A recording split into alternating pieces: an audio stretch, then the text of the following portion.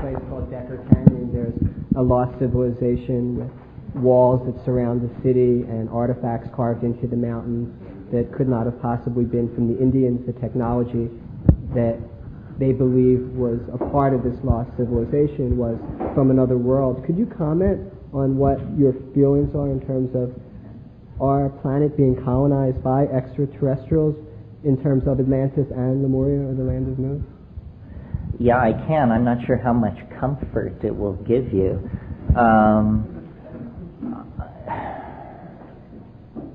It seems to me an underwhelming proposition. In other words, if this happened, where is the evidence? There have been fabulous civilizations existing in the past, but their artifacts, their buildings, their earthworks are available to be visited and seen. It seems to me, in trying to build models, I try to follow Occam's razor. You all know what Occam's razor is? Hypotheses should not be multiplied without necessity. And I just find the lost continent thing an unnecessary hypothesis. I think there are lost civilizations, but I think we do a grave injustice to our dilemma and our accomplishments by thinking that anybody ever stood in this position before. To me, you see, there's an impulse that's very old in the Western mind to, and strangely enough, I trade on it to some degree. It's called the nostalgia for paradise. And it's that we're always looking back to a lost golden age. And I think there was a lost golden age on the plains of Africa 15 to 20,000 years ago. I discussed it this morning. But I don't think high technology has ever existed before on this planet. Well, there's just no evidence of it. And the Atlantean people and the enthusiasts of Mu and Lemuria are always trying to fiddle with the dates and say, the Great Pyramid is 25,000 years old, and there's a ruin on the Nazca Plain that's 50,000 years old. This is, first of all, the evidence is absolutely unconvincing, and second of all, the miracle is not how old the breakout into language and technology is, but how recent it is. I agree with you. I think that if you were to go scuba diving off of Bermuda in the Bimini Islands, you would find what many people believe are artifacts from Atlantis. You can hike in Decker Canyon, and most of what is to be found is underwater because of the shift in the continental plate 10,000 years ago or more. But many people believe that the UFO involvement in that civilization is still very active today. I know someone who I believe you met last night, Robert Stanley from Unicus Magazine, who takes people on these expeditions in Decker Canyon. He took somebody at the beginning of the summer, and a roll of film was shot. The person was from the East Coast, I believe in Boston, and he spaced on the development of the film. He just forgot about it, and he decided, okay, I might as well get this developed. And sure enough, hovering in the distance over this part of the canyon were 12 saucers. And it's a pretty obvious picture. I saw it last night for the first time. And I'm just curious because I think that a lot of us don't really deal with a lot of the information that's coming out right now because it's overwhelming. It's almost like, wow. Well, I am prepared to be convinced, but I'm not willing to buy in without a fair amount of evidence. As far as UFOs are concerned, I've thought a lot about it. I've seen them far away, up close, and it's not what people say it is. And the problem, there are two phenomena. The UFO, who knows what that is, and then the UFO community. And my God, these people are much weirder than UFOs. I mean, Well, the whole slew of them. And the whole problem with the UFO community is apparently these people have never heard about the rules of evidence. I mean, they're just full of revelation after revelation with absolutely zip to back it up. There are so many, I mean, you look at these UFO magazines. Well, do you want to believe Master Chen Thuk of the Nabungi system, or do you want to go with the Billy Myers crowd, or what's coming out of Brazil? I think Jacques Vallée in one of his books estimated that if you don't believe UFOs only appear where there are witnesses, and take the number of sightings seen by people and extrapolate that by the area of the surface of the Earth, you have to conclude that UFOs are coming and going from this planet at a rate of 12,000 a month. Well, my God, what kind of extraterrestrial contact is this? That 12,000 a month for 50 years and never a definitive piece of evidence. I was talking to one of the researchers on the fetal abduction thing. This guy was all excited. He said to me, you know, I've talked to 500 women who claim surgical removal of fetuses. And he said, and you know, the amazing thing, there's not a single sign of physical invasion of these women's bodies. And I said, whoa, Dr. X, doesn't this suggest something to you? And he said, yeah, advanced surgical techniques of which we have no knowledge. I said, well, yeah, but doesn't it, I mean, give me a break. So I think they have to operate in the light of the same evidence as everybody else. And their problem is that they claim to know too much. They're just willing to tell you, you know, 125,000 years ago they arrived to grow sweet peas, and then 100,000 years ago the project changed and the 11th planet did something. Too much data. It's too Jack Armstrong-ish. Do you believe our government has the technology to travel in ships to other stars? Do you think we're doing that today, or do you think that's our future? No, I don't think we're doing that today. I mean, we have a government that can't knock off a loudmouth in Baghdad, let alone travel to other stars. So you believe our space program, Pardon me? Space program is limited to what NASA tells us is the reality of what's going on, and that's basically it? You don't think there's like an underground or a whole network of societies and organizations within our government that are involved in research and technology? Well, obviously there is a black portion of the government where research goes on and probably fairly kinky things are carried out. But these people are no different from us. I mean, some of them may be here today. And I don't mean cops, I mean, you know, there may be NASA scientists here today. That we are not so different from the people we're talking about. Human beings cannot keep a secret. You may bank on it. And so the idea that, you know, somebody possesses a technology thousands of years in advance of us, I mean, then when you actually tear the lid off some of these government black operations, you don't find super scientists and brilliant minds. You find people like Gordon Liddy and John Dean and, you know, half-wits, clowns seem to lie behind most of this. I believe that I am not a conspiracy person. I believe that nobody is in control, and that the people who seek control are the most misguided of all, and that there's a great deal more than we don't know than we do know. And, you know, I would love to be convinced that something really far out were happening, but it just always seems to come apart in your hands. These are, I consider stuff like the UFO phenomenon as popularly, commercially available UFO beliefs as basically viruses of language, diseases of understanding. If you could teach people about the laws of evidence and how you build a case and stuff like that, then people wouldn't be troubled by this. The same fuzzy thinking that permits people to believe in UFOs permits them to believe in the imminent expectation of the second coming, or the face of Christ appearing on tortillas, and all of this stuff. Terence, may I stop here for a second? Is there a lot of people still with questions? Because we still have a lot of time, well, at least till 6 o'clock supposedly. Can I have a show of hands?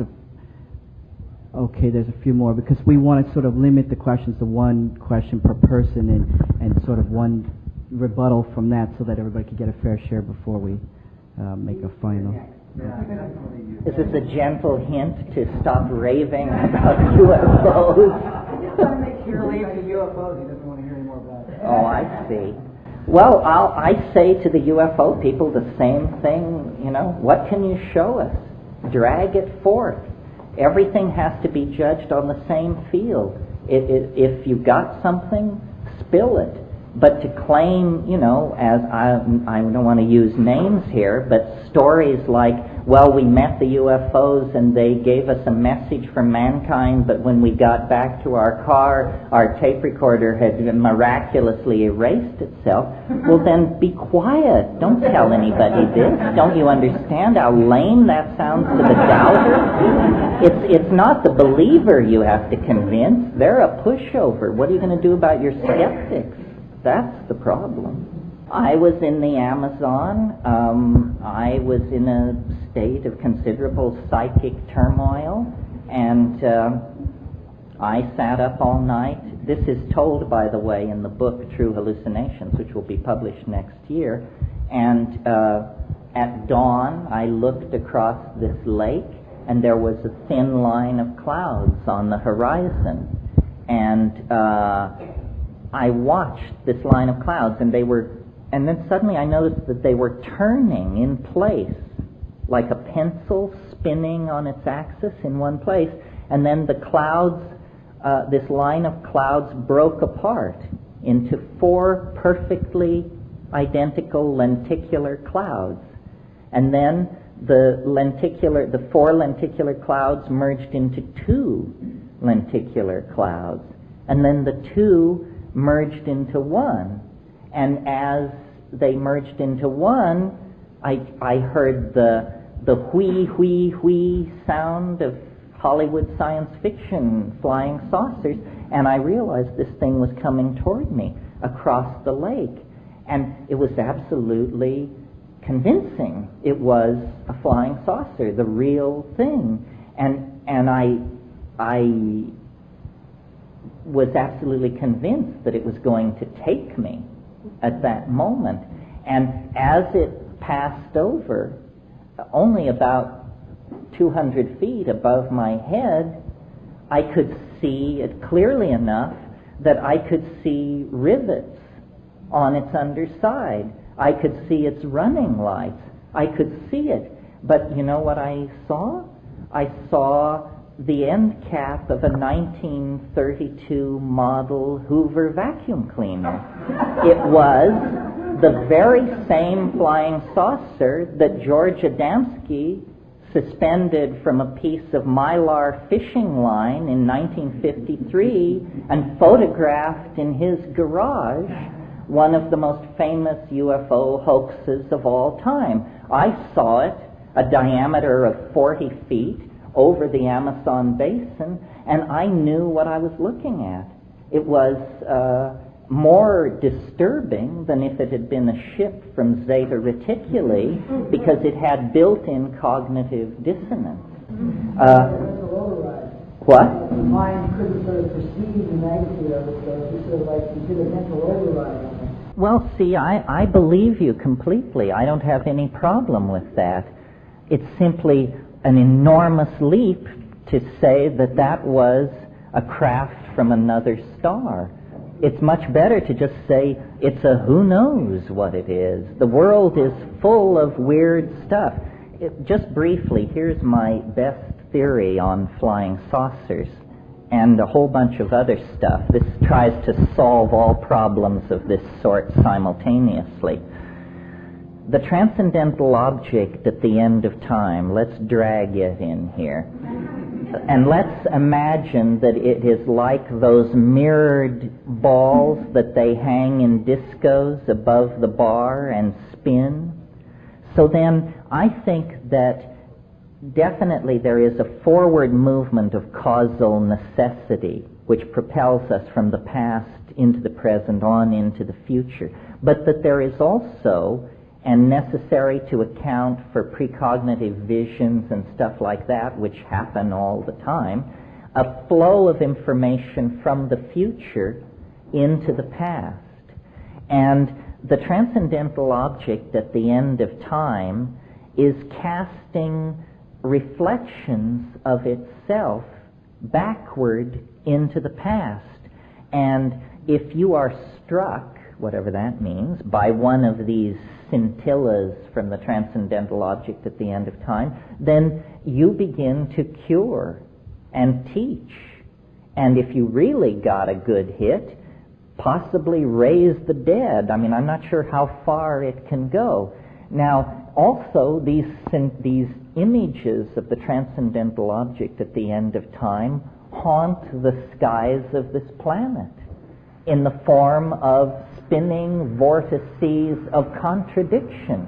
This is what Jung said. He said, the UFO is an image of the self. And I don't mean the little self. I mean the collective self of humanity.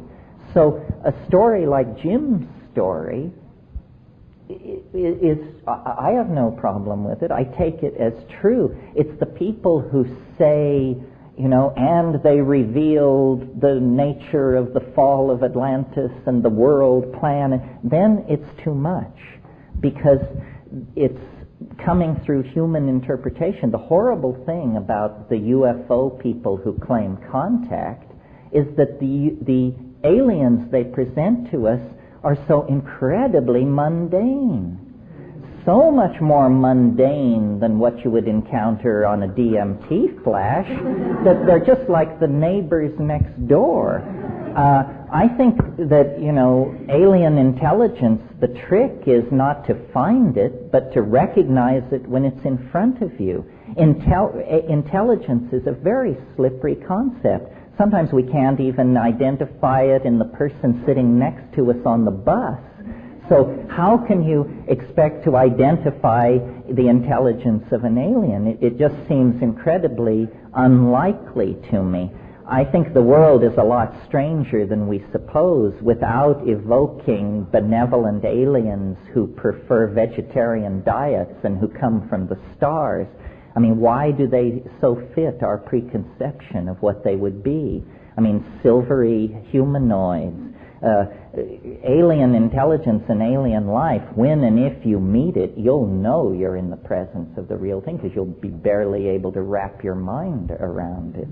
Well, if we perceive these as being aliens, that's one thing. But what happens if, in fact, these humanoid creatures that we're defining are us, traveling back through time and being able to materialize through the future technology?